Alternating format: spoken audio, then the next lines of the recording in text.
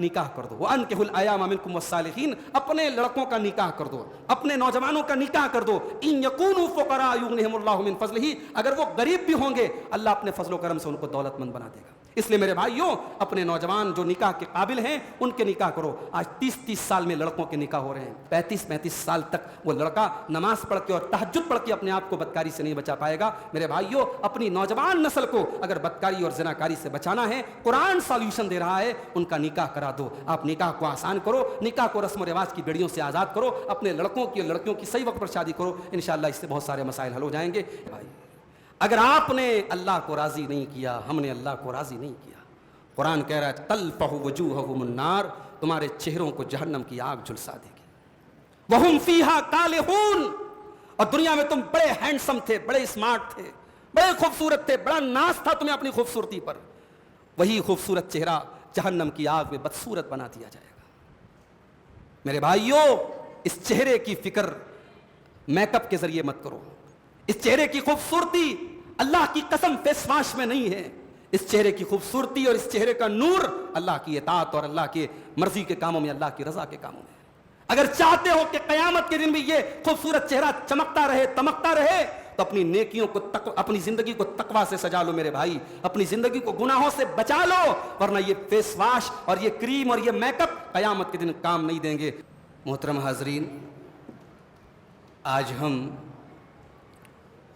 قرآن حکیم کے 18ویں پارے کی کچھ آیتوں کی تفسیر دیکھیں گے. 18ویں پارے کے شروع میں اللہ تعالیٰ نے کامیاب لوگوں کی کچھ پہچان بیان کی ہے, اور کامیابی کے لیے اللہ تعالیٰ نے فلاح کا لفظ استعمال کیا. قد افلح المؤمنون, کامیاب ہیں, فلاح یاب ہیں مومن لوگ. یہ فلاح کس کو کہتے ہیں؟ اذان میں بھی ہم لوگ سنتے ہیں حی علی الفلاح, آ جاؤ فلاح کی طرف. فلاح کہتے ہیں انسان کو جس چیز کی طلب ہے وہ چیز انسان کو مل جائے, اور جس چیز کا انسان کو ڈر ہے اس چیز سے انسان بچ جائے. مطلوب مل جائے اور مرغوب سے انسان بچ جائے. جس چیز کی طلب ہے وہ مل جائے اور جس چیز کا ڈر ہے اس سے بچ جائے, اسی کا نام ہے فلاح. اب ظاہر ہے کہ ایک مومن کی طلب کیا ہے, ایک مومن کا مطلوب کیا ہے, ایک مومن کا ٹارگٹ کیا ہے. مومن کا ٹارگٹ جنت ہے, اور مومن بچنا کس چیز سے چاہتا ہے؟ جہنم سے. گویا قرآن میں جب یہ کہا جائے کہ فلاح مل گئی, فلاں لوگوں کو فلاح مل گئی, فلاں لوگ کامیاب ہو گئے, تو اس کا مطلب کہ آگے جو کوالٹیز بیان کی جا رہی ہیں, یہ کوالٹیز جس کے اندر پائی جائیں وہ جنت میں جائے گا اور جہنم سے بچ جائے گا. اب یہاں اللہ تبارک و تعالی فلاح پانے والوں کی کچھ خوبیوں کو بیان کر رہا ہے. قد افلح المؤمنون الذین هم فی صلاتهم خاشعون والذین هم عن اللغو معرضون والذین هم للزکاة فاعلون والذین هم لفروجهم حافظون الا علی ازواجهم او ما ملکت ایمانهم فانهم غیر ملومین. کامیاب ہو گئے ایمان والے. پہلی شرط اللہ تبارک و تعالیٰ کیا کامیابی کی ایمان ہے. ایمان کے بغیر آپ کامیاب نہیں ہو سکتے. انسان کے اندر لاکھوں خوبیاں ہوں, اگر اس کے اندر ایمان نہیں ہے, اس کے اندر توحید نہیں ہے, تو اللہ تعالیٰ کیا وہ کامیاب نہیں ہو سکتا. کامیاب ہے ایمان والے. اب سوال یہ پیدا ہوتا ہے کہ ایمان والے تو بہت سارے ہیں, اب ان ایمان والوں میں کچھ خاص چیزیں اللہ نے بیان کی. الذین هم فی صلاتهم خاشعون, وہ ایمان والے کامیاب ہے جن کی نمازوں کے اندر خشوع اور خضوع پایا جاتا ہے, جو اپنی نمازوں میں اللہ کے آگے جھکے ہوتے ہیں, جن کی نمازوں میں اللہ کا خوف پایا جاتا ہے, جن کی نماز میں خشوع ہوتا ہے. اب ظاہر ہے کہ نماز میں خشوع کب پیدا ہوگا؟ جب آپ نماز میں پوری توجہ کے ساتھ نماز پڑھیں گے, پورے کنسنٹریشن کے ساتھ نماز پڑھیں گے. اگر آپ نماز پڑھ رہے ہیں اور آپ کا ذہن کہیں اور ہے, آپ کی توجہ کہیں اور ہے, تو آپ کی نماز میں خشوع نہیں پیدا ہو سکتا. نماز میں اسی لیے وہ تمام چیزیں جو نماز سے آپ کو غافل کرے ان کو چھوڑ کے آنے کا حکم ہے. اگر آپ کو پیشاب کی حاجت ہے, آپ کو لیٹرین کی حاجت ہے, اللہ کے نبی کی حدیث ہے کہ آپ اس حالت میں نماز مت پڑھیے, پہلے اپنی حاجت پوری کر کے آئیے, اس کے بعد نماز پڑھیے. اگر آپ کو بھوک لگی ہے, دسترخوان لگا ہے, کھانا کھا کے آئیے پھر نماز پڑھیے. ایسا کیوں کہا گیا؟ تاکہ آپ کی نماز کے اندر خشوع پیدا ہو. آج افسوس کی بات یہ کہ ہم میں سے بہت سارے لوگ نماز تو پڑھتے ہیں لیکن ان کی نمازوں میں خشوع نہیں ہے.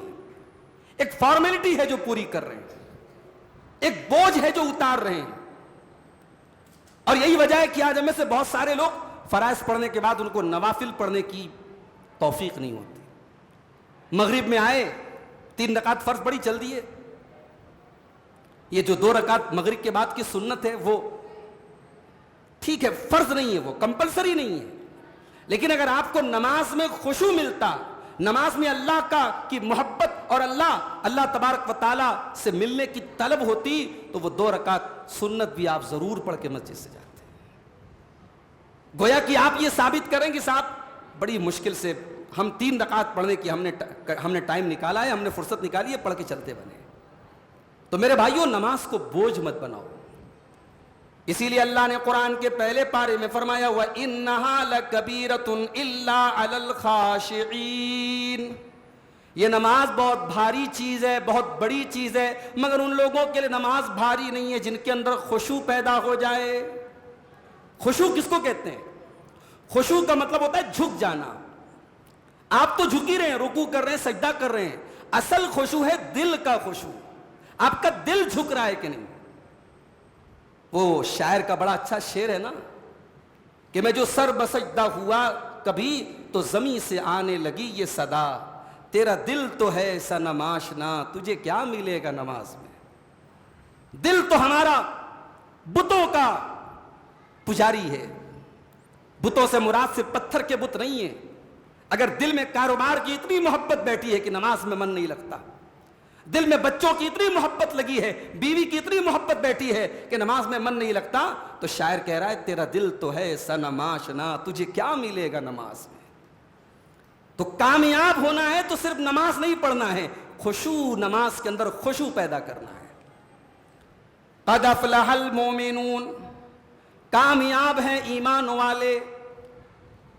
الذین هم فی صلاتہم خاشعون, جن کی نمازوں کے اندر خشوع اور خضوع ہوتا ہے, جن کی نماز کے اندر اللہ کا خوف ہوتا ہے, جن کی نماز کے اندر اللہ کا ڈر ہوتا ہے, جو نماز کو یہ سوچ کر کے پڑھتے ہیں کہ ہم اللہ تبارک و تعالیٰ کی بارگاہ میں حاضری دے رہے ہیں, ہم اللہ کے سامنے کھڑے ہیں, ہم اللہ سے ملاقات کرنے کے لیے آئے ہیں, ہم اللہ تبارک و تعالیٰ کی عبادت کے لیے آئے ہیں. والذین هم عن اللغو معرضون, اور کامیاب وہ لوگ ہیں جو لغو چیزوں سے بچتے ہیں. لغو کس کو کہتے ہیں؟ ما لا فائدۃ فیہ من الاقوال والافعال, جس کام میں کوئی فائدہ نہ ہو, جس بات میں کوئی فائدہ نہ ہو, وہ لغو ہے. یہ دن رات بیٹھ کر کے موبائل پر کھٹر پٹر کرو, لغو ہے. یہ راتوں میں بیٹھ کر کے رمضان کی راتوں کو آئی پی ایل کے میچوں میں برباد کرو, لغو ہے. یہ بیٹھ کر موبائلوں پہ جو گیم کھیلو, لغو ہے. یہ اللہ نے کہا میرے کامیاب بندے حرام چھوڑ دو, گناہ چھوڑ دو. میرے کامیاب بندے لغو چیزوں سے بھی دور ہوتے ہیں. بھئی ہر لغو چیز حرام نہیں ہے, ہاں ٹائم ویسٹ کر رہی ہے. اب موبائل ہے, ظاہر ہے موبائل ہماری ضرورت کی چیز ہے, مگر موبائل میں بلا وجہ آپ لگے ہوئے ہیں.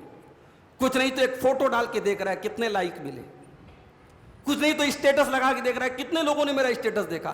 شام تک 100 لوگوں نے اسٹیٹس دیکھ لیا تو ایسا لگ رہا ہے جنت کا ٹکٹ مل گیا. ارے بھائی صاحب میرا اسٹیٹس 100 لوگوں نے دیکھ لیا. جتنا ہمیں لوگوں کے لائک کی پرواہ ہے, اتنی پرواہ اگر ہمیں اللہ تبارک و تعالیٰ کے لائک کی ہو جائے تو شاید ہم جنتی بن جائیں میرے بھائی.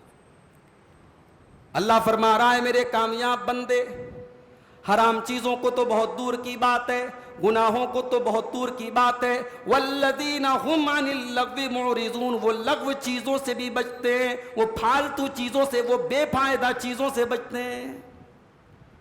کبھی آپ غور کیجئے گا، ہم لوگوں کی جو بات چیت ہوتی ہے نا دوستوں کے ساتھ اور اپنے کمپنی میں جب ہم بیٹھتے ہیں تو ہماری جو بات چیت ہوتی ہے، کبھی غور کیجئے گا، ہم اگر 100 باتیں کرتے تو 100 باتیں میں 70 باتیں ایسی ہوتی جس کا کوئی مطلب نہیں ہوتا، ہم بس ٹائم پاس کرنے کے لیے باتیں کرتے ہیں۔ اللہ کے کامیاب بندے، جنتی بندے بات بھی کرتے تو سوچ سمجھ کے کرتے ہیں کہ کیا ضرورت ہے ایک لفظ ضائع کرنے کا، کیا مطلب ہے؟ انسان کے منہ سے اور انسان کی زبان سے نکلنے والا ایک ایک لفظ ریکارڈ ہو رہا ہے میرے بھائی، اللہ کو حساب دینا ہے۔ فرمایا والذین هم عن اللغو معرضون، میرے کامیاب بندے لغو چیزوں سے بچتے ہیں۔ اس کے بعد فرمایا والذین هم لفروجہم والذین هم للزکاۃ فاعلون، اور میرے کامیاب بندے زکوٰۃ ادا کرتے ہیں، نماز میں خشوع اختیار کرتے ہیں، لغو چیزوں سے بچتے ہیں۔ اب آ گیا مال کا نمبر، مالدار بھی ہیں، پیسے والے ہیں، اپنے مال میں زکوٰۃ ادا کرتے ہیں۔ والذین هم لفروجہم حافظون، اور میرے کامیاب بندے وہ ہیں جو اپنی شرمگاہوں کی حفاظت کرتے ہیں، شرمگاہ کی حفاظت کرتے ہیں، زنا نہیں کرتے، بدکاری نہیں کرتے۔ کیا مطلب؟ ان کے اندر خواہش نہیں ہوتی، ان کے اندر ڈیزائرز نہیں ہوتی، ان کے اندر نفس نہیں ہے، نہیں، خواہشات کا صحیح استعمال کرتے ہیں۔ الا علی ازواجہم او ما ملکت ایمانہم، سوائے اپنی ان بیویوں کے جن سے انہوں نے نکاح کیا ہے، یا ان لونڈیوں کے جو ان کی ملکیت میں آئی ہیں۔ جس زمانے میں لونڈیوں کا معاملہ تھا ان سے بھی انسان کا تعلق حلال تھا، جائز تھا، اللہ نے بیوی کے ساتھ لونڈی کا بھی ذکر کیا تاکہ یہ 2 راستے ہیں تمہارے لیے اپنی شہوت کو جائز طریقے سے پورے کرنے کے لیے۔ الا علی ازواجہم او ما ملکت ایمانہم، یہ 2 جائز طریقے وہ اپناتے ہیں۔ فإنہم غیر ملومین، یہ اگر جائز راستہ اپنا کر کے اپنی شہوت کو پوری کر رہا ہے تو کوئی حرج کی بات نہیں ہے۔ حرج تو چھوڑو، انسان اگر جائز طریقے سے اپنی خواہش کو پوری کر رہا ہے اس پر ثواب ملے گا اسے۔ اللہ کے رسول صلی اللہ علیہ وسلم کی صحیح حدیث ہے، آپ نے ایک حدیث میں صحابہ سے کہا کہ تم جب نیکی کا حکم دیتے ہو، جب برائی سے روکتے ہو، جب سبحان اللہ کہتے ہو، جب الحمدللہ کہتے ہو، جب اللہ اکبر کہتے ہو، یہ سب صدقہ ہے۔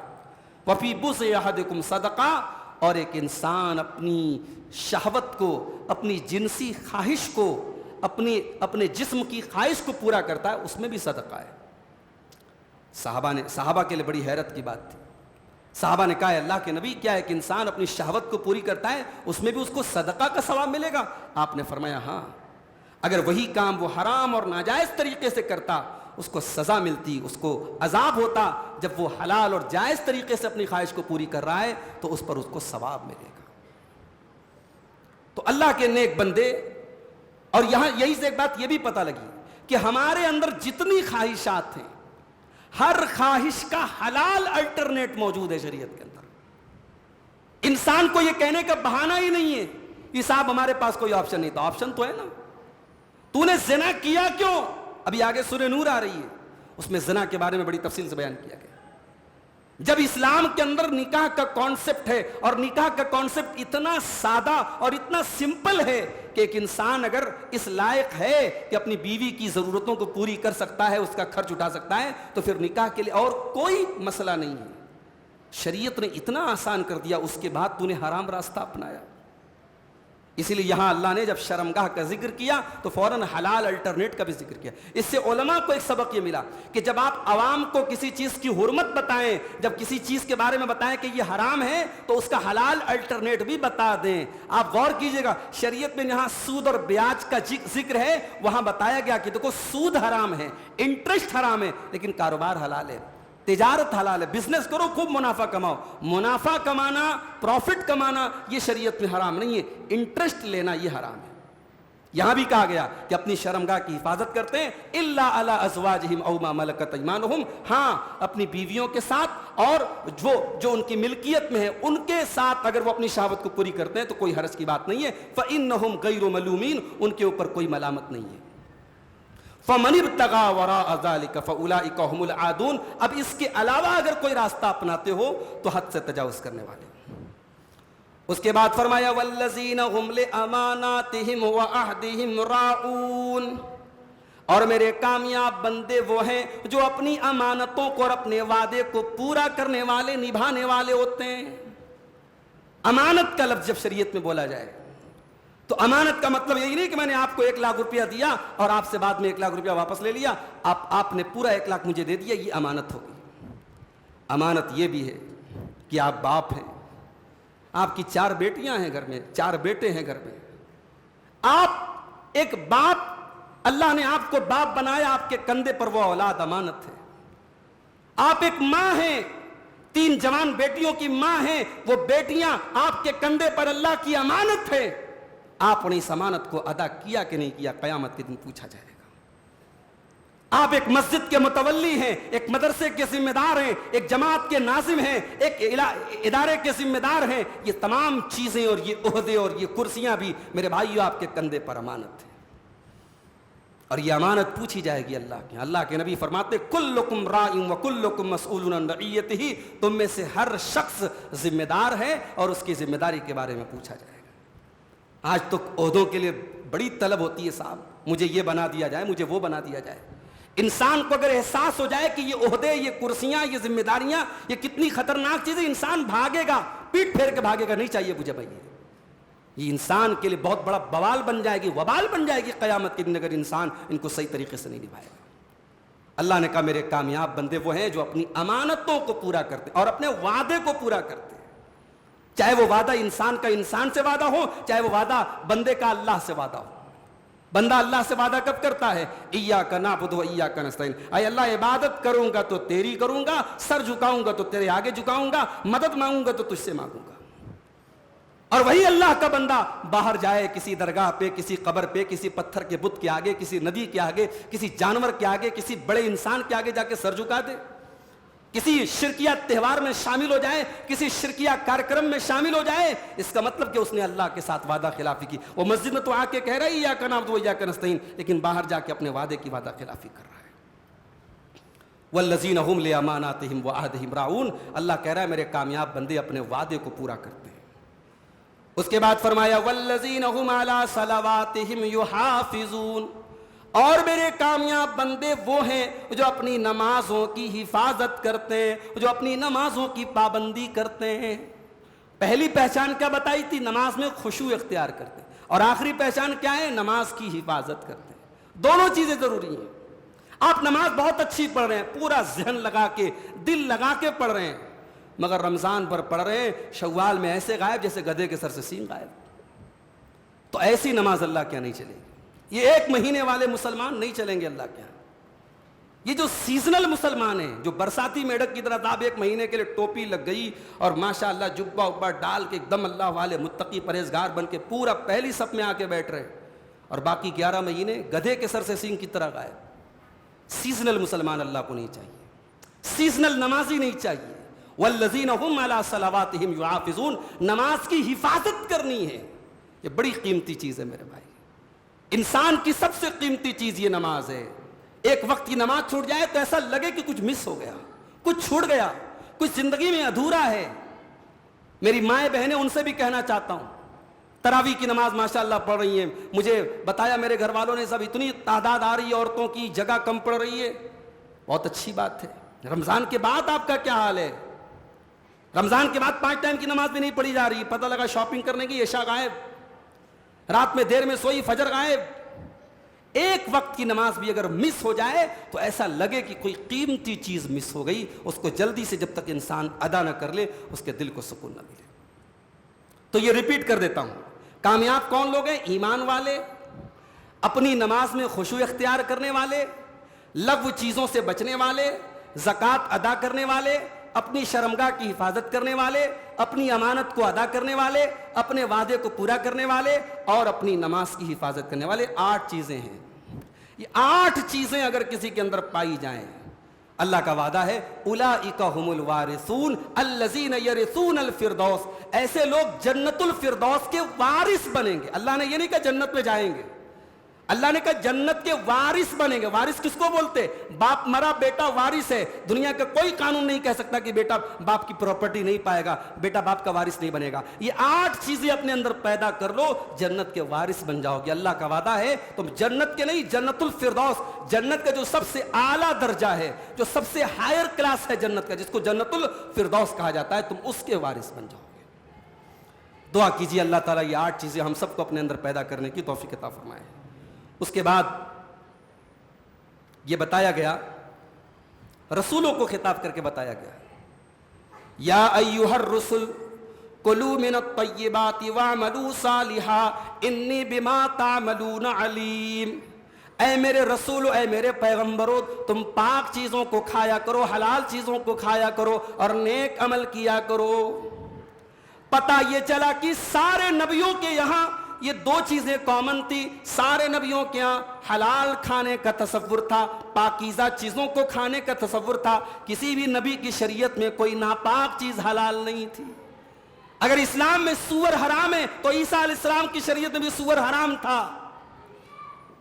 اگر آج کرسچنز اگر وہ سور کھا رہے ہیں، انہوں نے اپنی شریعت کو نہیں سمجھا ہے، انہوں نے اپنی شریعت میں تحریف کی ہے۔ جو چیز اسلام کے اندر خبیث ہے وہ شریعت عیسیٰ میں اور شریعت موسیٰ کے اندر بھی خبیث تھی۔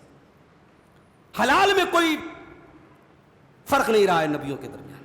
ہاں یہ رہا ہے کسی نبی کی شریعت میں ایکسیپشنل طور پر کوئی حلال چیز حرام کر دی گئی ہو، ایکسیپشنل طور پر، خاص طور پر۔ لیکن جو چیزیں گندی ہیں، ناپاک ہیں، وہ ساری شریعتوں میں ناپاک تھی۔ اسی لیے اللہ سارے رسولوں سے کہہ رہا ہے اے رسولوں پاک چیزیں کھاؤ، وعملوا صالحا، اور نیک عمل کرو۔ اچھا یہ پاک چیزیں کھاؤ، اس کے بعد یہ کیوں کہا گیا کہ نیک عمل کرو؟ اس میں ایک نقطہ ہے۔ نقطہ یہ ہے کہ اگر آپ یہ چاہتے ہیں کہ آپ کا عمل اللہ تعالیٰ کے قبول ہو، آپ نے نماز پڑھی، آپ نے تلاوت کی، آپ نے روزہ رکھا، آپ نے تراویح پڑھی، آپ نے کوئی بھی نیک عمل کیا، اگر آپ چاہتے ہیں کہ آپ کا عمل اللہ تعالیٰ کا قبول ہو تو پہلی شرط یہ ہے کہ آپ کی کمائی حلال ہونی چاہیے، آپ کا کھانا حلال ہونا چاہیے۔ اور یہاں پر وہ حدیث آپ یاد کر لیجئے، صحیح مسلم کی، جو میں نے جمعہ کے خطبے میں آپ کو سنائی تھی۔ اللہ کے نبی صلی اللہ علیہ وسلم فرماتے ہیں کہ ایک انسان بڑا لمبا سفر کر کے آتا ہے، بال میلے کچیلے، کپڑے میلے کچیلے، ہاتھ اٹھا کے دعا کرتا ہے، اے میرے رب، اے میرے رب کہہ کے دعا کرتا ہے، لیکن اس کا کھانا حرام کمائی کا، اس کا پانی حرام کمائی کا، اس کا کپڑا حرام کمائی کا، اس کی پرورش حرام کمائی کی، فَأَنَّا يُسْتَجَابُ لِذَلِكَ، ایسے انسان کی دعا کہاں سے قبول ہو سکتی؟ اس کے بعد اللہ کے کچھ خاص بندوں کی پہچان بتائی گئی۔ فرمایا ان الذین هم من خشیت ربهم مشفقون، میرے کچھ بندے ایسے بھی ہوتے ہیں جو اپنے رب کے خوف سے ڈرے رہتے ہیں۔ ایک مومن زندگی میں کبھی لاپرواہی کی زندگی نہیں گزار سکتا، وہ یہ سوچ کر کے مطمئن نہیں ہو سکتا اللہ بڑا رحیم ہے، بڑا کریم ہے، اللہ بخش دے گا۔ مومن کو اگر اللہ کی رحمت کی امید ہوتی ہے تو اللہ کے عذاب کا ڈر بھی ہوتا ہے۔ اللہ کہہ رہا ہے ان الذین هم من خشیت ربهم مشفقون، میرے نیک بندے وہ ہیں جو اپنے رب کے خوف سے ڈرے اور سہمے رہتے ہیں۔ والذین هم بآیات ربهم یؤمنون، اور وہ اپنے رب کی آیتوں کے اوپر ایمان رکھتے ہیں۔ والذین هم بربهم لا یشرکون، اور وہ اپنے رب کے ساتھ کبھی شرک نہیں کرتے۔ والذین یؤتون ما آتوا وقلوبهم وجلۃ انہم الی ربهم راجعون، اور جب اللہ کی راہ میں کچھ دیتے ہیں، صدقہ کرتے ہیں، زکوٰۃ دیتے ہیں، خیرات دیتے ہیں۔ والذین یؤتون ما آتوا، جب وہ اللہ کی راہ میں کچھ خرچ کرتے ہیں تو ان کے دل ڈرے ہوئے ہوتے ہیں، ان کے دل سہمے ہوئے ہوتے ہیں۔ انہم الی ربهم راجعون، ان کے دل میں یہ احساس ہوتا ہے کہ ہم کو اپنے رب کے پاس جانا ہے۔ دیکھ رہے ہیں اللہ کی راہ میں دے رہا ہے، چندہ دے رہا ہے، زکوٰۃ دے رہا ہے، خیرات دے رہا ہے، مگر ڈر رہا ہے۔ یہ نہیں کہ صاحب اللہ کی راہ میں خیرات دے دیا، صدقہ دے دیا، زکوٰۃ دے دیا تو مطمئن ہو گیا کہ صاحب میں تو بہت बड़ा हातिम ताई की कब्र पे मैंने लात मार दिया, मैं तो बहुत बड़ा जो है सखी हो गया, मैं इतना अल्लाह की राह में दे दिया, अब तो जन्नत मेरी फिक्स हो गई। वल्लज़ीना यूतूना मा आतौ, वो अल्लाह की राह में बहुत कुछ देते हैं, व क़ुलूबुहुम वजिलतुन, उनके दिल में फिर भी अल्लाह का डर होता है, अन्नहुम इला रब्बिहिम राजिऊन, क्योंकि उनको ये एहसास होता है कि उनको अल्लाह के पास जाना है। अल्लाह फरमाता है उलाइका युसारिऊना फिल खैरात, मेरे यही वो बंदे जो नेकी के कामों में बढ़ चढ़ करके हिस्सा लेते हैं, व हुम लहा साबिकून, और वो नेकी के कामों में हमेशा आगे आगे रहते हैं। जब ये आयत करीमा नाजिल हुई, तिरमिजी की सही रिवायत है, हम सब की प्यारी माँ हजरत आयशा रजी अल्लाह ताला अन्हा ने अल्लाह के रसूल से पूछा, अरे अल्लाह के नबी, ये आयत किसके बारे में नाजिल हुई है? ये अल्लाह किन लोगों की बात कर रहा है कि वो अल्लाह की राह में देते भी हैं तो डर डर के देते हैं? अरे अल्लाह के नबी, क्या ये शराबियों के बारे में है? क्या ये चोरों के बारे में है? क्या ये जिना करने वालों के बारे में है? अल्लाह के नबी ने फरमाया, ला या बिन्त सिद्दीक, ऐ सिद्दीक की बेटी, ऐ अबू बकर की बेटी। बीवी का नाम बदल बदल के लेना चाहिए। हमारे यहाँ लोग जो है ना, बीवी से मोहब्बत की बात तो करते हैं, मगर बीवी से मोहब्बत की जो ये रसूल की सुन्नत है, इस पर अमल नहीं करते। अल्लाह के नबी हजरत आयशा को कई नामों से पुकारते थे। कभी प्यार से आइश बोलते थे, आयशा को शॉर्ट में करके आइश बोलते थे। कभी आप हुमैरा बोलते थे, हजरत आयशा गोरी चट्टी थी, हुमैरा का मतलब सुर्ख रंग की, हजरत आयशा को हुमैरा भी बोलते थे अल्लाह के नबी। और कभी यहां देखिए सिद्दीक की बेटी, यानी अपने ससुर का नाम भी नहीं ले रहे, ससुर का लक़ब, सिद्दीक की बेटी। बेटियों के सामने, बीवियों के सामने उनके मायके की तारीफ करो तो बहुत खुश हो जाती है, सास की तारीफ करो खुश नहीं होती, ससुर की तारीफ करो खुश नहीं होती। हाँ, उनके भाई की तारीफ कर दो, वो कहते ना सारी खुदाई एक तरफ, जोरू का भाई एक तरफ, बिल्कुल सही बोलते हैं। अल्लाह के नबी सल्लल्लाहु अलैहि वसल्लम हजरत आयशा के बाप की तारीफ कर रहे हैं, कह रहे हैं सिद्दीक की बेटी, तू गलत सोच रही है, तू जैसा सोच रही है वैसा नहीं है। ये आयत चोरों के बारे में नहीं है, ये आयत शराबियों के बारे में नहीं है। अय आयशा, ये आयत उन लोगों के बारे में है जो नमाज पढ़ते हैं, जो रोजा रखते हैं, और फिर भी वो डरते हैं अल्ला युक़बल मिनहुम, कि पता नहीं उनकी इबादत अल्लाह कबूल करेगा कि नहीं करेगा, इसलिए उनको डर होता है। ये बहुत बड़ा सबक है मेरे भाइयों। हम लोग 1 महीना की इबादत करके 11 महीना रेस्ट करते हैं। साहब 1 महीना तो हम लोगों ने पूरी तहज्जुद, तरावी, ताक रात, और पूरा हमने एकदम नेकियों का पहाड़ खड़ा कर दिया। अब 11 महीने कुछ करने की जरूरत नहीं है। यहां वो रोजा रख रहे हैं, नमाज पढ़ रहे हैं, तमाम नेकियों के काम कर रहे हैं, लेकिन डर रहे हैं कि हमारी नेकी अल्लाह के यहाँ कबूल होगी कि नहीं होगी। ये तकवा है मेरे भाइयों, और अल्लाह कह रहा है कि यही वो मेरे नेक बंदे हैं जो हकीकत में जन्नती होंगे। अच्छा, उसके बाद मौत का जिक्र किया अल्लाह ने। मरने के बाद इंसान अल्लाह ताला से दोबारा दुनिया में आने का मौका मांगता है। अच्छा, एक बात बताओ, मौत कभी बता के आती है क्या? मौत कभी अपॉइंटमेंट लेके आती है?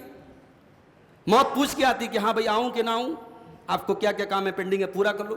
मौत कभी अपॉइंटमेंट लेके नहीं आती।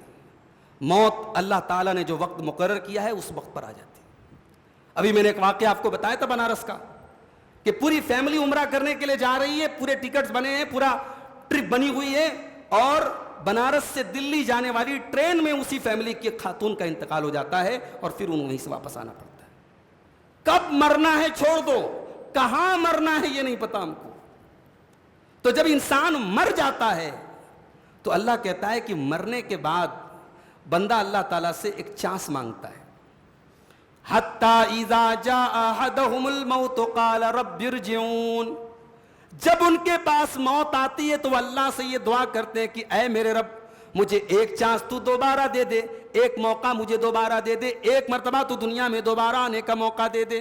लअल्ली अमलु सालिहा, ताकि मैं नेक अमल कर लूं, मैं अच्छा अमल कर लूं। आय अल्लाह मुझे एक मौका और दे दे, मैंने बहुत गड़बड़ जिंदगी गुजारी है, मैंने बड़ी कोताही की है, मुझे एक चांस और दे दे ताकि मैं नेक अमल कर लूं। अल्लाह फरमाता है कल्ला, ऐसा हरगिज़ हरगिज़ होने वाला नहीं है, तेरी मोहलत खत्म हो चुकी है, तेरा टाइम पूरा हो चुका है, ऐ मेरे बंदे तेरा गेम ओवर हो चुका है। कल्ला, हरगिज़ तुझे अब कोई टाइम मिलने वाला नहीं है। इन्नहा कलिमतुन हुवा क़ाइलुहा, اے میرے بندے یہ تو بس تیرے دل کی ایک تمنا ہے, یہ تو تیرے منہ کی ایک بات ہے جو تو کہہ رہا ہے, یہ پوری ہونے والی نہیں ہے. وَمِن وَرَائِهِمْ بَرْزَخٌ إِلَىٰ يَوْمِ يُبْعَثُونَ, اب تو قیامت تک تجھے برزخ کی زندگی گزارنا ہے, اب قیامت تک تو تجھے قبر میں رہنا ہے. اب دنیا والوں سے تیرا ناتا ٹوٹ گیا, اب دنیا کے بیچ میں اور تیرے بیچ میں برزخ کھڑی ہو گئی.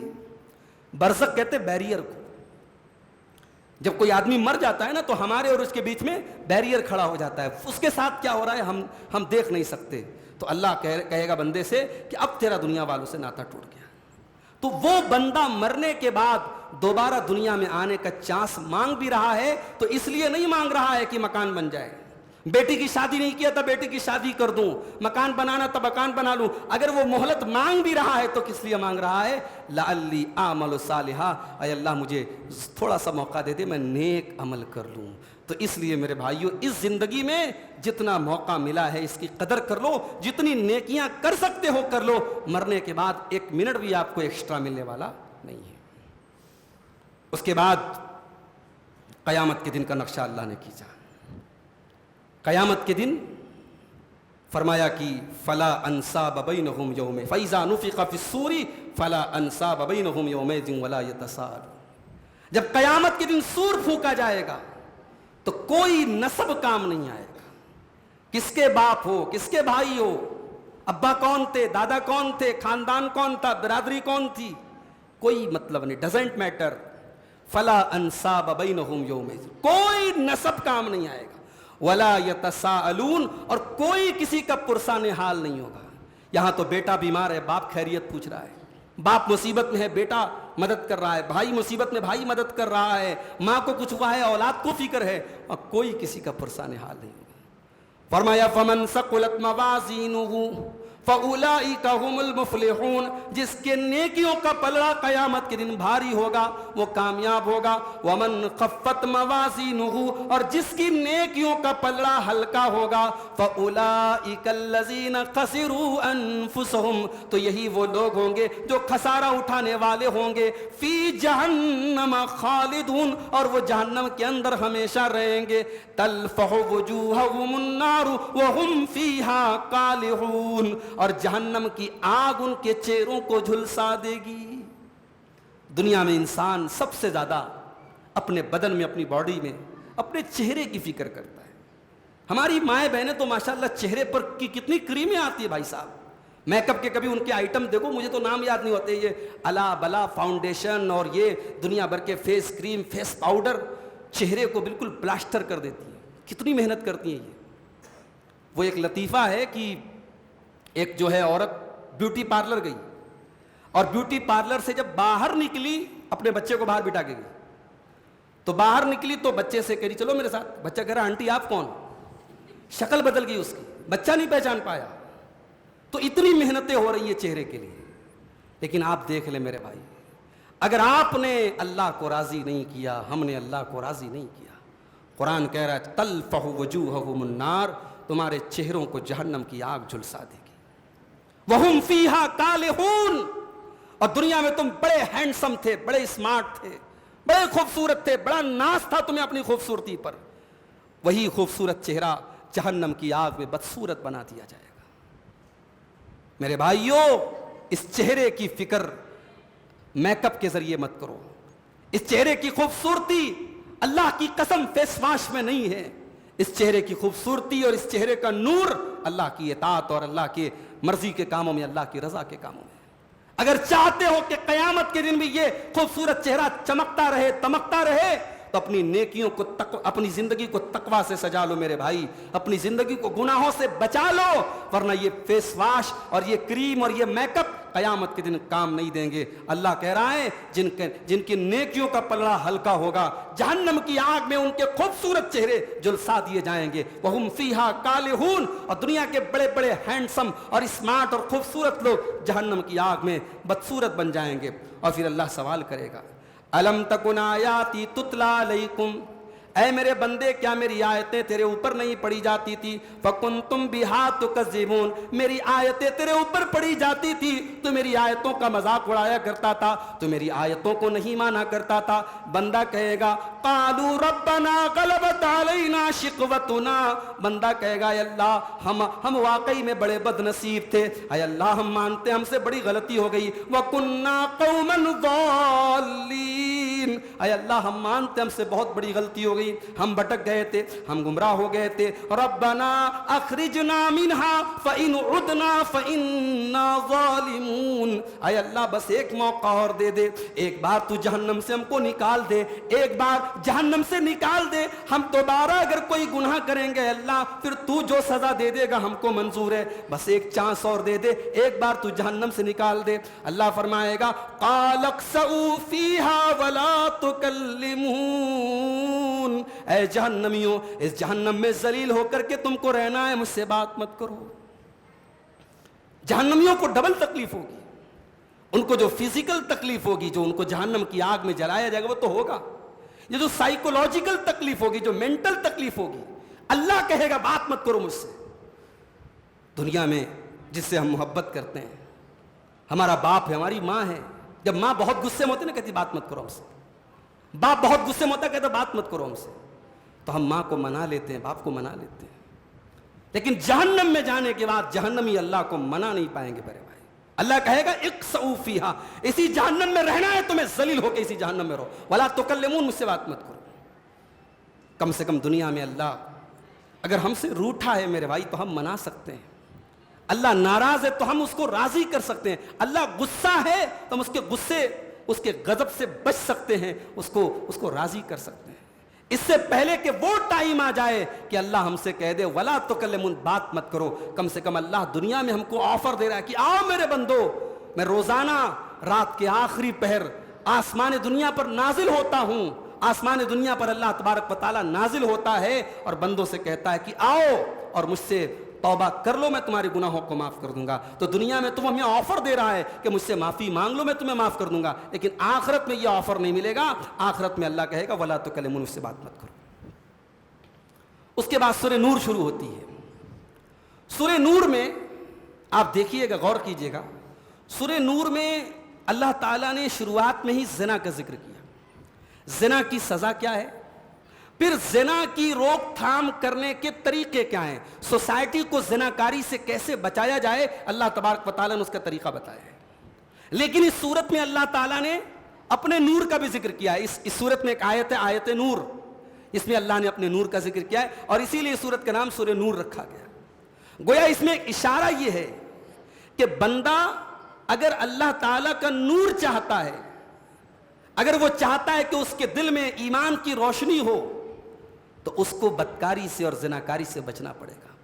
جب تک انسان پاک دامنی اختیار نہیں کرے گا، جب تک ایک مرد اور عورت اپنے دامن کو بدکاری سے نہیں بچائیں گے، ان کی زندگی میں نور نہیں آ سکتا۔ انسان کی زندگی میں پیسہ آ سکتا ہے، شہرت آ سکتی ہے، گلیمر آ سکتا ہے، اللہ کا نور نہیں آ سکتا ہے جب تک اس انسان کی زندگی میں پاک دامنی نہ ہو۔ جس زندگی میں بدکاری اور زناکاری ہوگی اس زندگی میں اللہ کا نور نہیں آ سکتا ہے۔ اس کے بعد زانی کی سزا بتائی گئی، الزانیۃ والزانی فاجلدوا کل واحد منہما 100 جلدہ، زنا کرنے والی عورت کو اور زنا کرنے والے مرد کو 100 کوڑے کی سزا مارو۔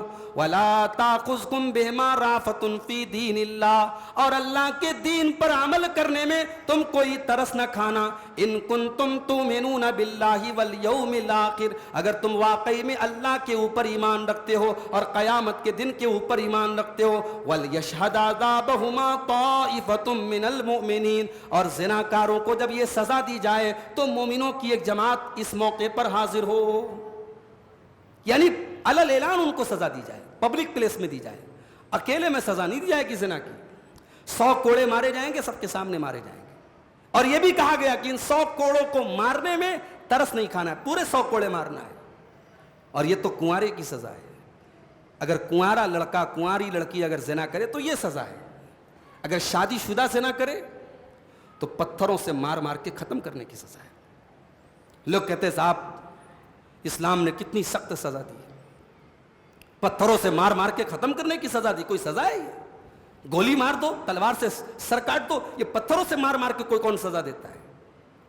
مگر آپ دیکھیے جب دلی میں وہ کانڈ ہوا تھا، جب چلتی بس میں ایک لڑکی کا ریپ ہوا تھا، اور پوری ملک کی میڈیا میں اس کو ایک نربھیا کانڈ کے نام سے اس کو یاد کیا گیا، اور پورے ملک میں بڑا غصہ آیا تھا اس کانڈ کو لے کر کے. تو اس وقت مجھے یاد ہے راج ٹھاکرے کا بیان آیا تھا.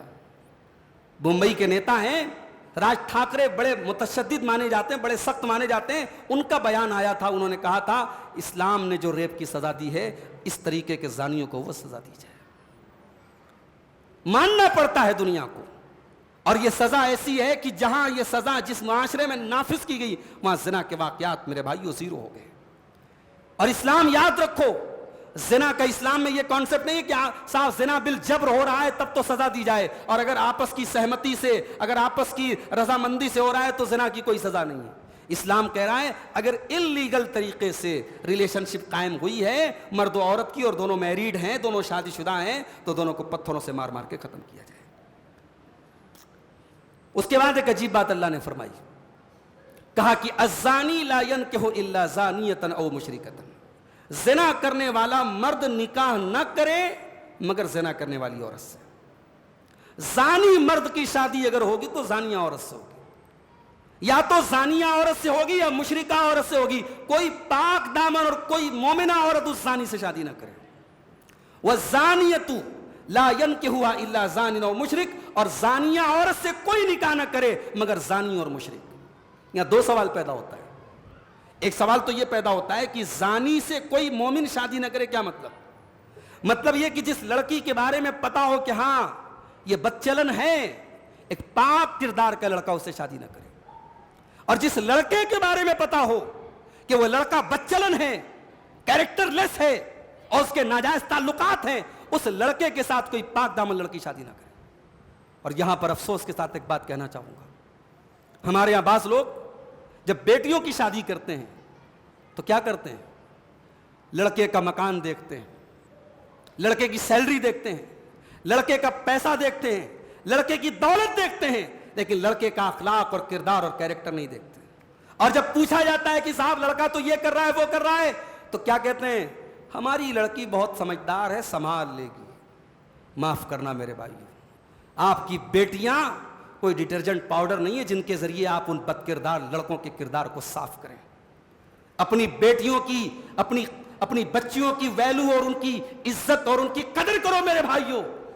جس طریقے سے آپ کی پاک دامن بیٹی پاک دامن ہے، اس کا حق ہے کہ اس کا نکاح ایک پاک دامن لڑکے کے ساتھ.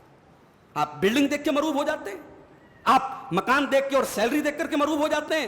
کتنے میں کیس جانتا ہوں کہ اچھے گھروں کی، دیندار گھروں کی لڑکیوں کی شادی ایسے گھر میں ہوئی ہے، لڑکا بے دین ہے، لڑکا بے نمازی ہے، لڑکا کیریکٹر لیس ہے، بلکہ کہیں کہیں تو اس گھر میں شرک ہو رہا ہے، کفر ہو رہا ہے، مگر اس بنیاد پہ لڑکی کی شادی کر دی گئی. صاحب بڑے لوگ ہیں، اسٹیٹس بڑا ہے. معاف کرنا میرے بھائی، یہ اسٹیٹس دنیا میں کام دے گا، مگر اگر ایمان نہ رہا، عقیدہ نہ رہا، کردار نہ رہا تو آخرت برباد ہو جائے گی. اپنی بیٹیوں کی آخرت مت برباد کرو میرے بھائی. قرآن کہہ رہا ہے کہ زانی مرد سے نکاح زانیہ عورت کرتی ہے، اور زانیہ عورت سے نکاح زانی مرد ہی کرتا ہے.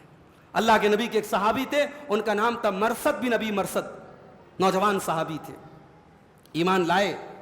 ایمان لانے کے بعد یہ کرتے کیا تھے؟ یہ مکہ میں جو مسلمان کافروں کی قید میں ہوتے تھے ان کو چھڑا کر کے یہ مدینہ لاتے تھے. ایک بار ایک قیدی کو چھڑا کے لا رہے تھے، چاندنی رات تھی، 14ویں کا چاند نکلا ہوا تھا، بالکل اجالا تھا. ان کی ایک محبوبہ تھی دور جاہلیت میں جس کے ساتھ ان کی ریلیشن شپ تھی، تعلق تھا، محبت تھی. تو ان کی محبوبہ نے اپنے مکان کی چھت سے دیکھ لیا ان کو. تو محبوبہ نے آواز دی، کہا کہ اے مرثد بت عندنا اللیل، آؤ آج کی رات ہمارے ساتھ گزارو. چاندنی رات ہے اور عورت دعوت دے رہی ہے. حضرت مرثد رضی اللہ تعالیٰ عنہ کی پاک دامنی دیکھو میرے بھائی، ان کا تقویٰ دیکھو. انہوں نے لڑکی کو دیکھا، اس عورت کو دیکھا، کہا کہ نہیں، ان اللہ حرم الزنا، اے اناق، اس لڑکی کا نام اناق تھا، کہا اے اناق، اللہ تعالیٰ نے زنا کو حرام قرار دیا ہے، میں اب تیرے قریب نہیں آ سکتا، میں تیرے پاس نہیں آ سکتا. اس لڑکی نے جب دیکھا کہ میرے بس میں نہیں آ رہا ہے، چلانے لگی، چیخنے لگی. لوگوں کو اٹھا دیا، دیکھو یہ ایک قیدی کو لے کے بھاگ رہا ہے، لوگوں نے پیچھا کیا۔ حضرت مرثد کہتے بڑی مشکل سے میں جان بچا کے آیا۔ جب مدینہ پہنچے تو اللہ کے نبی سے کہتے کہ اے اللہ کے نبی، کیا میں اناق سے نکاح کر سکتا ہوں؟ اناق کیسی عورت ہے؟ بدچلن عورت ہے، زانیہ عورت ہے۔ یہ کہتے ہیں کہ اے اللہ کے نبی، کیا میں اناق سے نکاح کر سکتا ہوں؟ یعنی ان کے دل کے کسی کونے میں اناق کے لیے جگہ تھی، وہ اناق سے شادی کرنے کی خواہش ان کے دل میں مچل رہی تھی۔ انہوں نے کہا اے اللہ کے نبی، کیا میں اناق سے نکاح کر سکتا ہوں؟ اللہ کے نبی نے کوئی جواب نہیں دیا۔ قرآن کی یہی آیت تھوڑی دیر کے بعد نازل ہوئی، الزانیۃ لا ینکحھا الزانی لا ینکح الا زانیۃ او مشرکۃ، زنا کرنے والا مرد نکاح نہیں کر سکتا مگر زانیہ سے یا مشرکہ سے، اور زانیہ عورت سے نکاح نہیں کرتا ہے مگر زانی یا مشرک۔ اچھا ایک بات اور ہے، یہ زانی کا مشرک کے ساتھ اللہ تعالیٰ نے ذکر کیوں کیا؟ جس طریقے سے زناکار اپنے شوہر کے ساتھ، زناکار عورت اپنے شوہر کے ساتھ غداری کرتی ہے اور زناکار مرد اپنی بیوی کے ساتھ غداری کرتا ہے، ویسے ایک مشرک اپنے رب کے ساتھ غداری کرتا ہے اور اپنے رب کا حق کسی اور غیر کو دیتا ہے۔ اللہ تعالیٰ نے اسی لیے زنا اور شرک کو ساتھ میں ذکر کیا اور کہا کہ زانیہ عورت سے تو وہی شادی کرے گا جو زانی ہوگا یا مشرک ہوگا۔ جب یہ آیت نازل ہو گئی، اللہ کے نبی نے بلایا حضرت مرثد کو اور کہا کہ نہیں، تم نکاح نہیں کر سکتے ہو، اناق کے ساتھ تمہارا نکاح درست نہیں ہے۔ اس کے بعد واقعہ افک کا ذکر ہے، لمبا واقعہ ہے، مختصر میں آپ کو بتا دیتا ہوں۔ حضرت عائشہ کے اوپر منافقوں نے جھوٹا الزام لگایا۔ ایک غزوے میں جب اللہ کے نبی واپس آ رہے تھے صحابہ کے ساتھ، راستے میں حضرت عائشہ کو قضاء حاجت کی ضرورت محسوس ہوئی، وہ قضاء حاجت کرنے گئی تو ان کے گلے کا ہار وہاں پہ گر گیا۔ انہوں نے جب گلے کو ٹٹولا، ہار نہیں ملا، وہ ریٹرن گئی لینے کے لیے، اتنی دیر میں قافلے کی روانگی کا آرڈر ہو گیا، اور جس ہودج کے اوپر حضرت عائشہ سوار تھی، چونکہ حضرت عائشہ کا وزن بہت کم تھا، ہلکی پھلکی تھی، ہودج والوں نے سمجھا کہ حضرت عائشہ موجود ہیں اور وہ ہودج اٹھا کر کے اونٹ پہ رکھا اور وہ اونٹ کو لے کر کے چلے گئے۔ ہودج بولتے ہیں وہ جو پالکی ہوتی تھی، ڈولی ہوتی تھی جو اونٹ کے اوپر رکھی جاتی تھی۔ اب جب یہ قافلہ چلا گیا تو قافلے کے پیچھے حضرت صفوان ابن معطل رضی اللہ تعالیٰ عنہ وہ جو ہے پیچھے پیچھے تھے، تو ان کے اوپر منافقوں نے الزام لگایا کہ یہ جو ہیں انہوں نے حضرت عائشہ اور انہوں نے دونوں لوگوں نے زنا کیا ہے، نعوذ باللہ۔ کیونکہ جب وہ آئے پیچھے پیچھے، حضرت عائشہ وہیں پر بیٹھی تھی جہاں پر اونٹ تھا ان کا، اور انہوں نے اپنے اونٹ کو بٹھایا اور کچھ بات نہیں کی، اپنے اونٹ پر حضرت عائشہ کو بٹھایا اور لے کر کے آئے۔ تو منافقوں نے بس اتنی بات کا بتنگڑ بنایا اور حضرت عائشہ کے کیریکٹر پر انہوں نے جھوٹے الزامات لگائے۔ حضرت عائشہ کو پتہ بھی نہیں تھا، کافی لیٹ ان کو پتہ لگا۔ حضرت عائشہ بیمار بھی پڑ گئی، 1 مہینہ روتی رہیں، اپنے مائکے چلی آئیں۔ اللہ کے نبی کا رویہ بھی تبدیل ہو گیا۔ اللہ کے نبی صلی اللہ علیہ وسلم ایک مرتبہ آئے اور کہا کہ اے عائشہ، خطبہ دیا آپ نے اور کہا کہ اے عائشہ، اگر واقعی میں تم سے غلطی ہوگی تو اللہ سے معافی مانگ لو، انسان سے ہی غلطی ہوتی ہے، اور اگر تم نے کوئی گناہ نہیں کیا ہے تو اللہ تعالیٰ تمہاری برات کا اعلان کر دے گا۔ حضرت عائشہ کو بڑی تکلیف ہوئی، حضرت عائشہ کھڑی ہوئیں اور کہا کہ میں کچھ نہیں بولوں گی، آج میری پوزیشن یہ ہے کہ اگر میں یہ کہہ دوں کہ میں نے یہ کام نہیں کیا ہے کوئی میری بات نہیں مانے گا، اور اگر میں یہ کہہ دوں کہ میں نے یہ کام کیا ہے سب میری بات مان لیں گے، تو میں وہی کہوں گی جو یوسف کے باپ نے کہا تھا، فصبر جمیل، میں صبر جمیل اختیار کرتی ہوں، واللہ المستعان علی ما تصفون، اور جو کچھ باتیں آپ لوگ کر رہے ہیں اس پر اللہ تعالیٰ ہی سے میں مدد مانگتی ہوں۔ اس کے بعد حضرت عائشہ کہتی ہیں کہ اللہ کے نبی وہیں بیٹھے تھے، آپ کے چہرے پر پیشانی پر آپ کے جو ہے پسینے کی بوندیں چمکنے لگیں، اور آپ کے اوپر قرآن کی وحی نازل ہوئی اور سورہ نور کی 10 آیتیں اللہ نے نازل کر دی، اور ان 10 آیتوں میں حضرت عائشہ کی پاک دامنی کا اللہ نے اعلان کیا اور ان منافقوں کی بھی پول کھولی جنہوں نے اس موقع کا فائدہ اٹھایا تھا اور نبی کے حرم پر اور نبی کی بیوی کے اوپر اتنا گھناؤنا الزام لگایا تھا۔ اب یہ 10 آیتیں ہیں، اس میں اللہ تعالیٰ نے کہا ان الذین جاؤوا بالافک عصبۃ منکم، اے ایمان والو تم میں سے جن لوگوں نے یہ جھوٹا الزام لگایا ہے وہ تمہارے ہی بیچ میں سے کچھ لوگ ہیں، لا تحسبوه شرا لکم، اس کو تم اپنے لیے برا مت سمجھو، بل هو خیر لکم، یہ تمہارے حق میں بہتر ہے، لکل امرئ منهم ما اکتسب من الاثم، ان لوگوں نے جن لوگوں نے یہ الزام لگایا ہے ان کو اپنے کیے کی سزا ملے گی، والذی تولی کبرہ منهم له عذاب عظیم، اور جس کا رول سب سے بڑا رہا ہے یعنی عبداللہ ابن ابی، اس کے لیے بہت بڑا عذاب رہے گا۔ لولا اذ سمعتموہ ظن المؤمنون والمؤمنات بانفسہم خیرا، اے ایمان والو جب تم نے اس خبر کو سنا تو ایمان والے مردوں کو اور ایمان والی عورتوں کو تو اپنے بارے میں بھلائی کہ گمان رکھنا چاہیے تھا، اچھا گمان رکھنا چاہیے تھا. وقالوا ھذا افک مبین، اور کہنا چاہیے تھا یہ تو کھلا ہوا جھوٹ اور الزام ہے. تو یہ 10 آیتیں حضرت عائشہ کی برات میں نازل ہوئی اور حضرت عائشہ کا مقام اور بڑا ہو گیا. حضرت عائشہ کہتی ہیں مجھے ایسا لگا تھا کہ شاید اللہ کے نبی کو خواب میں بتا دیا جائے، میری پاک دامنی کے بارے میں اللہ کے نبی کو خواب میں بتا دیا جائے. مجھے یہ امید نہیں تھی کہ میرے بارے میں قرآن نازل ہوگا اور اللہ میری پاک دامنی کا تذکرہ قرآن میں کرے گا. اور انہی 10 آیتوں میں اللہ نے ایک بات یہ بھی فرمائی، ان الذین یحبون ان تشیع الفاحشۃ فی الذین آمنوا لہم عذاب علیم فی الدنیا والآخرہ. جو لوگ یہ چاہتے ہیں کہ ایمان والوں کے درمیان بے حیائی کی باتیں اور گندی باتیں پھیلیں اور پروموٹ ہوں، ان کے لیے دنیا میں بھی عذاب ہے اور آخرت میں بھی عذاب ہے. آج کچھ لوگوں کا مشغلہ کیا ہوتا ہے؟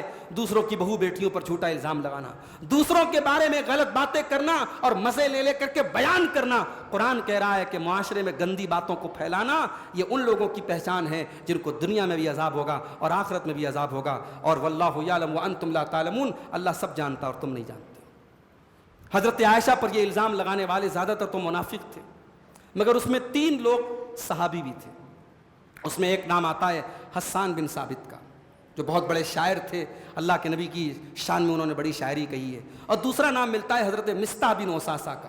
یہ حضرت ابو بکر کے خالہ زاد بھائی تھے اور بڑے غریب صحابی تھے، اور ان کے مہینے کا جو خرچ ہے وہ حضرت ابو بکر ہی اٹھاتے تھے. یہ بیچارے بھی اس فتنے میں پڑ گئے اور انہوں نے بھی اس الزام میں حصہ لے لیا. اور تیسرا نام آتا ہے حضرت حمنہ بنت جہش کا، جو حضرت زینب بنت جہش کی بہن تھی، اللہ کے رسول کی سالی تھی. یہ 3 لوگ ایسے تھے جو سچے مسلمان تھے اور اس الزام میں انہوں نے حصہ لیا تھا. ان 3 لوگوں کو 80 کوڑے مارے گئے، جو جھوٹا الزام لگانے کی اسلام میں سزا ہے. اس میں جو حضرت مصطح بن اساسہ تھے، ان کو ہر مہینے کا راشن حضرت ابوبکر صدیق دیا کرتے تھے. تو جب انہوں نے اتنا بڑا الزام لگایا تو حضرت ابوبکر صدیق نے قسم کھائی کہ آج کے بعد میں مصطح کے اوپر 1 پیسہ بھی خرچ نہیں کروں گا. اور ظاہر ہے جس باپ کی بیٹی پر کوئی جھوٹا الزام لگائے تو باپ کیوں پیسہ خرچ کرے گا بھائی؟ ایک باپ کی غیرت کیسے گوارا کرے گی کہ کوئی اس کی بیٹی کے اوپر جھوٹا الزام لگائے اور اس کو وہ ہر مہینے راشن پہنچائے؟ تو حضرت ابوبکر نے قسم کھا لی کہ آج کے بعد میں 1 پیسہ بھی مصطح کے اوپر خرچ نہیں کروں گا. اب ذرا غور کیجئے، اللہ نے قرآن کی آیت نازل کی، وَلَا يَأْتَلِ أُولُو الْفَضْلِ مِنْكُمْ وَالسَّعَةِ أَنْ يُؤْتُوا أُولِي الْقُرْبَى وَالْمَسَاكِينَ وَالْمُهَاجِرِينَ فِي سَبِيلِ اللَّهِ. اے ایمان والو، اگر تم کو اللہ تعالیٰ نے پیسے سے نوازا ہے، تم کو اللہ نے خوشحال بنایا ہے، تو جو لوگ غریب ہیں اور رشتہ دار بھی ہیں تمہارے اور اللہ کی راہ میں ہجرت کرنے والے بھی ہیں، تو تم کوئی ایسی قسم نہ کھاؤ کہ تم ان کے اوپر 1 پیسہ خرچ نہیں کرو گے. وَلْيَعْفُوا وَلْيَصْفَحُوا، بلکہ تم معاف کر دیا کرو اور درگزر کر دیا کرو. أَلَا تُحِبُّونَ أَن يَغْفِرَ اللَّهُ لَكُمْ، کیا تم نہیں چاہتے کہ اللہ تم کو معاف کر دے؟ جب یہ آیت کریمہ نازل ہوئی کہ کیا تم نہیں چاہتے کہ اللہ تم کو معاف کر دے، جب یہ آیت کریمہ نازل ہوئی تو حضرت ابوبکر صدیق رونے لگے اور کہنے لگے کہ اے اللہ، ہم تو یہی چاہتے ہیں کہ تو ہمیں معاف کر دے، ہم تو یہی چاہتے ہیں کہ تو ہمیں معاف کر دے. اور انہوں نے اپنی قسم کو توڑا اور جس طریقے سے پہلے وہ حضرت مصطح کے اوپر ہر مہینے پیسہ خرچ کرتے تھے دوبارہ خرچ کرنے لگے. آج کے معاشرے میں، آج کی سوسائٹی میں پاسبل ہے کسی کے لیے؟ آج اگر کسی کی بیٹی پر کوئی جھوٹا الزام لگا دے، انسان اس کے اوپر تھوکنا گوارا نہیں کرتا ہے، اس کا نام لینا گوارا نہیں کرتا ہے. مگر یہ کیسا ایمان تھا میرے بھائیوں، یہ اللہ کا کیسا ڈر تھا، اور یہ کیسے لوگ تھے کہ جب قرآن کی یہ آیت نازل ہو گئی اور اللہ نے منع کر دیا کہ خبردار، اگر اللہ نے آپ کو نوازا ہے اور آپ کسی غریب کی مدد کرتے تھے تو ایک ذاتی عداوت کی بنیاد پر، ایک پرسنل میٹر کی بنیاد پر آپ ایسی کوئی قسم مت کھائیے، معاف کر دیجئے کہ آپ نہیں چاہتے کہ اللہ آپ کو معاف کر دے. حضرت ابوبکر صدیق نے اپنی قسم کو توڑا اور جیسے پہلے خرچ کرتے تھے حضرت مصطح کے اوپر، ویسے ہی دوبارہ ان کے اوپر خرچ کرنے لگے. اس کے بعد ایک آیت اور پڑھ کے بات ختم کرتا ہوں. زنا سے جب اللہ تعالیٰ نے روکا تو زنا کے چور دروازوں سے اللہ نے بتایا کہ زنا کے چور دروازے کا ہے. زنا کا راستہ کھلتا کہاں سے؟ جب انسان کی نگاہ بے قابو ہوتی ہے، جب نظروں کا زنا اور جب عورتوں کی بے پردگی جس معاشرے میں زیادہ ہوتی ہے، وہیں زنا کے واقعات زیادہ ہوتے ہیں. اسی لیے پہلے اللہ نے مردوں کو حکم دیا، قُل لِّلْمُؤْمِنِينَ يَغُضُّوا مِنْ أَبْصَارِهِمْ، اے نبی مومن مردوں سے کہہ دو اپنی نگاہوں کو نیچی رکھیں، وَيَحْفَظُوا فُرُوجَهُمْ، اور اپنی شرم گاہوں کی حفاظت کریں. پہلے مردوں کو حکم دیا کہ اپنی نگاہوں کو نیچی رکھو اور اپنی شرم گاہوں کی حفاظت کرو. اس کے بعد مومنہ عورتوں سے کہا، وَقُل لِّلْمُؤْمِنَاتِ يَغْضُضْنَ مِنْ أَبْصَارِهِنَّ، اور اے نبی ان مومنہ عورتوں سے بھی کہہ دو کہ اپنی نگاہوں کو نیچی رکھیں وَيَحْفَظْنَ فُرُوجَهُنَّ اور اپنی شرمگاہ کی حفاظت کریں وَلَا يُبْدِينَ زِينَتَهُنَّ اور اپنی زینت کو ظاہر نہ کریں، اپنے بدن کی کوئی ایسی چیز ظاہر نہ کریں جو زینت ہو۔ اب عورت کے بدن کی کون سی چیز زینت ہے؟ جہاں جہاں وہ زیور پہنتی ہے اس کا چہرہ زینت ہے، اس کے کان زینت ہیں، اس کی ہتھیلیاں زینت ہیں، اس کے پیر زینت ہیں۔ ان تمام چیزوں کو عورت کو کور کرنا چاہیے اور چھپانا چاہیے۔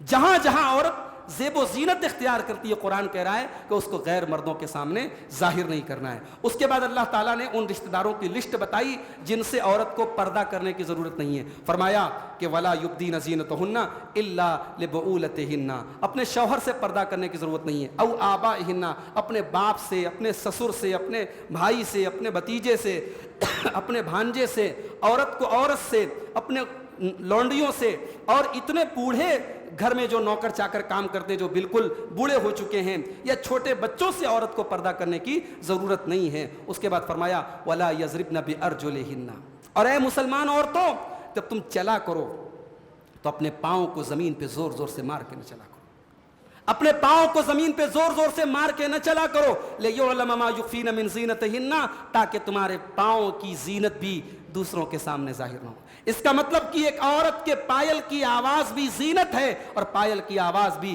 غیر مردوں تک نہیں جانی چاہیے۔ جو اسلام اتنا اسٹرکٹ ہے کہ عورت کے پائل کی آواز کو بھی زینت قرار دے رہا ہے، کیا وہ اسلام اس بات کی اجازت دے گا کہ عورت ٹرانسپیرنٹ کپڑے پہن کر کے، ٹائٹ کپڑے پہن کر کے، ٹائٹ برقعے پہن کر کے بازار میں گھومتی رہے؟ کیا وہ اسلام اس بات کی اجازت دے گا کہ عورت پورے بدن کو تو پردے میں رکھے اور چہرہ کھول کر کے مارکیٹ میں گھومتی رہے؟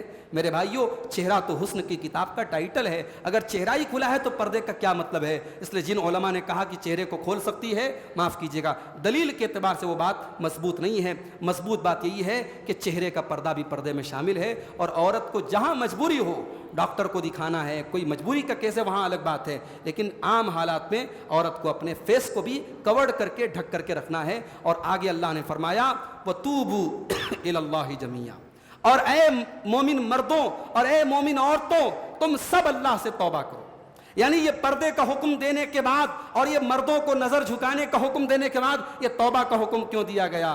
اس لیے کہ اللہ کو معلوم ہے انسان کمزور ہے اور مرد عورت کے معاملے میں کمزور ہے، کہیں نہ کہیں تھوڑی بہت سب سے لاپرواہی ہوتی ہے، اور مردوں سے نظروں کے جھکانے کے معاملے میں اور عورت سے پردے کے معاملے میں کچھ کوتاہی ہو جاتی ہے۔ اس لیے اللہ نے کہا توبہ کرو۔ لیکن یاد رکھو میرے بھائی، یہ جو حکم دیا گیا عورت کو پردہ کرنے کا حکم اور مردوں کو نظر کو جھکانے کا حکم، جب تک ان دونوں حکم پر ہم عمل نہیں کریں گے سماج سے بدکاری ختم نہیں ہو سکتی۔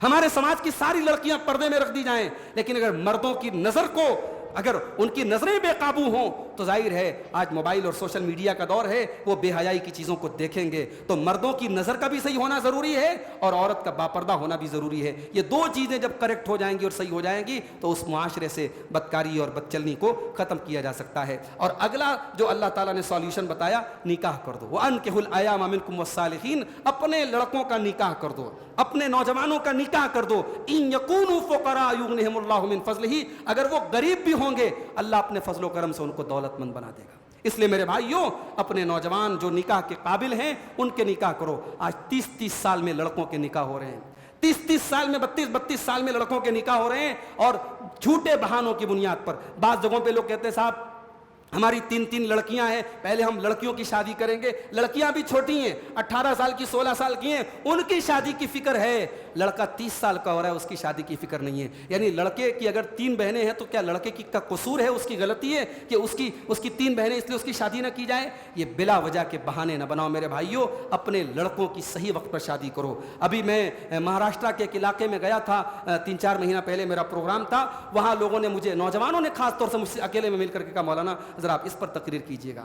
کہا کہ ہمارے یہاں جب تک گورنمنٹ جاب نہ مل جائے، جب تک سرکاری نوکری نہ مل جائے، لڑکوں کی شادی نہیں ہوتی۔ 35 سال کے لڑکے ہو جاتے ہیں، شادی نہیں ہوتی۔ ظاہر ہے کہ سرکاری نوکری کوئی بچوں کا کھیل تو ہے نہیں کہ بس ریوڑی کی طرح بٹ رہی ہے مل جائے گی. سرکاری نوکری بڑی مشکل سے ملتی ہے, اور جب وہ نوکری ملتی ہے تب رشتہ لگتا ہے. 35 سال تک وہ لڑکا نماز پڑھ کے اور تہجد پڑھ کے اپنے آپ کو بدکاری سے نہیں بچا پائے گا. میرے بھائیوں, اپنی نوجوان نسل کو اگر بدکاری اور زناکاری سے بچانا ہے, قرآن سالوشن دے رہا ہے, ان کا نکاح کرا دو. آپ نکاح کو آسان کرو, نکاح کو رسم و رواج کی بیڑیوں سے آزاد کرو, اپنے لڑکوں کی اور لڑکیوں کی صحیح وقت پر شادی کرو. انشاءاللہ اس سے بہت سارے مسائل حل ہو جائیں گے. یہ قرآن کریم کے 18ویں پارے کی چند آیتوں کی تفسیر تھی. ہم اللہ سے دعا کرتے رب العالمین ہمیں قرآن کریم کو پڑھنے کی, سمجھنے کی اور عمل کرنے کی توفیق عطا فرمائے. آمین. وآخر دعوانا الحمدللہ رب العالمین. والسلام علیکم ورحمۃ اللہ وبرکاتہ.